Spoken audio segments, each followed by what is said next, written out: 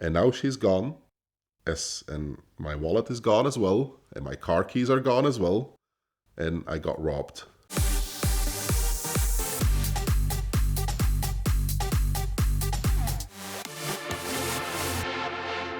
So in the same company, actually, where I was working at the time where the guy went to Ibiza instead of driving on the Nurburgring, we had like a couple guys from Scandinavia. Some were from Norway, the other were from Sweden, Finland, whatever. And they always came together as a group. And these guys were there to drive on the track, but they were always there to party as well. That's like their thing. Driving during the day, partying in the evening. That's what actually a lot of people do at the Nurburgring. About 1 hour away from the Nurburgring, we have a city called Cologne, or Köln in Germany. And there is a club, which is called Pascha. And Pascha is like, let's say, a brothel. But so in Germany it's legal, right?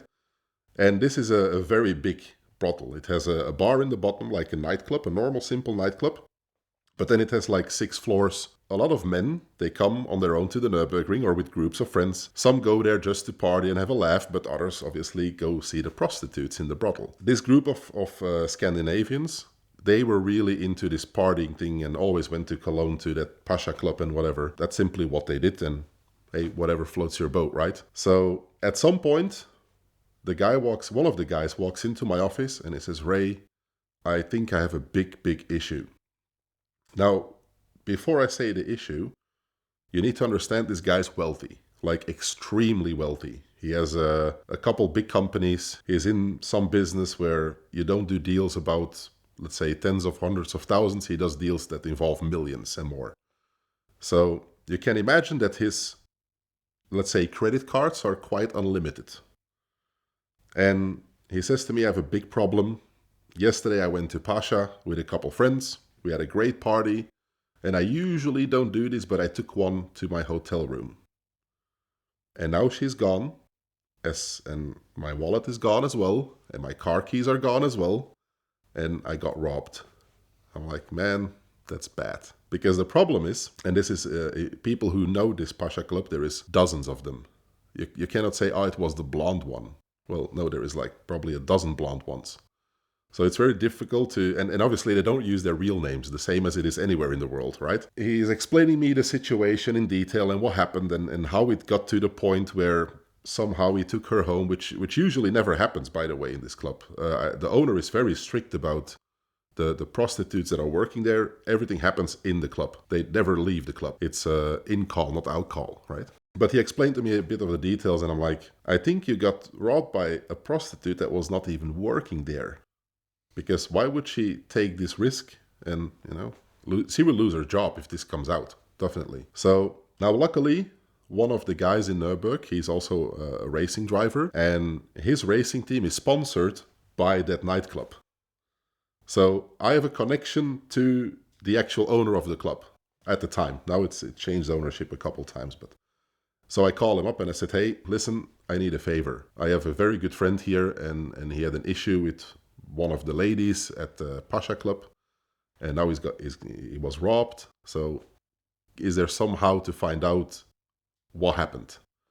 And he's like, "Well, I can call the owner, and they have some CCTV, obviously not from everything in there, but some CCTV, and maybe we will find out who it was and what happened, and let's try it." So a couple hours later, the owner of the club calls me, and he says, "Ray, I got your number via our mutual friend, and something happened apparently, and I want to figure this out, because if this is really one of my girls, something bad is going to happen tonight, because this is unacceptable." I said, "Yeah, the issue is that this guy, in his wallet, there is a couple credit cards, and they are unlimited. She can do whatever she wants with these cards." He's like, "Yeah, I understand. Did he already block the cards?" Now comes the interesting part.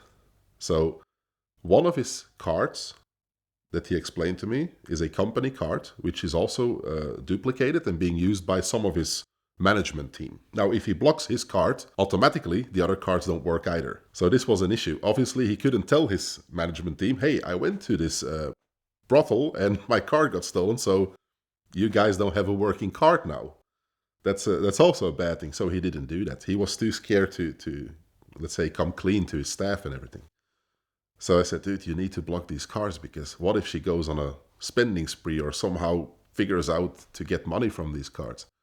And he's like, yeah, and this is pre-2013, so you can imagine there was no apps on the phone where you could live track payments happening on credit cards. That didn't exist back then yet. So eventually he called the credit card company and he said, hey, block all my cards because I lost my wallet. I said, yeah, this is the solution. Simply say that you lost it. At some point, the owner of that club, he calls me again and he says, well, I think I know what happened because I see your buddy on one of our CCTVs at the entrance of the club. And there is this lady with him, and she does work for me, actually. She shouldn't be leaving the club with a customer. Now, she only started working there for a couple weeks ago. So she was, let's say, relatively new, and she thought, you know what, I can make some money on the side by, after my shift in the club, going home or going to hotel rooms with the customers. So that's kind of what happened. She thought she could make a couple $100 on the side, went to the hotel room with him, and then understood that he was a wealthy guy, and thought, okay, let's simply rob him from everything and then see what I can do with it. She did manage to get some money from the ATM with all his cards before it happened, because he was not a smart guy. Although he was quite wealthy, he wasn't that smart. Turns out that the 4 digits pins was also the 4 last digits of every single card. Took her 10 minutes to figure that one out. And that's how he got robbed by the prostitute. And now he had to go back to his company and explain why none of the cards were working, and explain to his accountant why there was a lot of money missing from ATMs in Germany. So because we got contact with the club owner, and he was actually a nice guy, he's a pure business guy. It's not because you're the owner of a brothel that you're dodgy or whatever. It's a simple business. He was fair enough and kind enough to say, hey, you know what, I will reimburse whatever your loss was on that evening, because this was one of my staff members and this should never have happened. Regardless of anybody else's mistakes and your own as a customer, I will simply reimburse whatever your losses were, and that was that. Autotempest.com just got even better. We've always loved Autotempest because they compile all the results from all the major listing sites into one place with one search. But now they've just added their search by description option, which means that you can just put in a string of text of what car, what miles, whatever you want, and they go to all the sites and give you the results so quickly and so powerfully, so you can see the entire market with more advanced precision than ever before. Of course, if you still want to use the traditional drop-down menus of year, make, model, trim, price, miles, all the things, they allow you to do that, but this makes it so much faster and so much easier to find exactly the car that you're looking for from whatever deep dark corner of the internet it might be trying to hide in. And so check out Auto Tempest now at the link in the description below or with the QR code on your screen to thank them for their support of VINwiki and find your next car on Auto Tempest.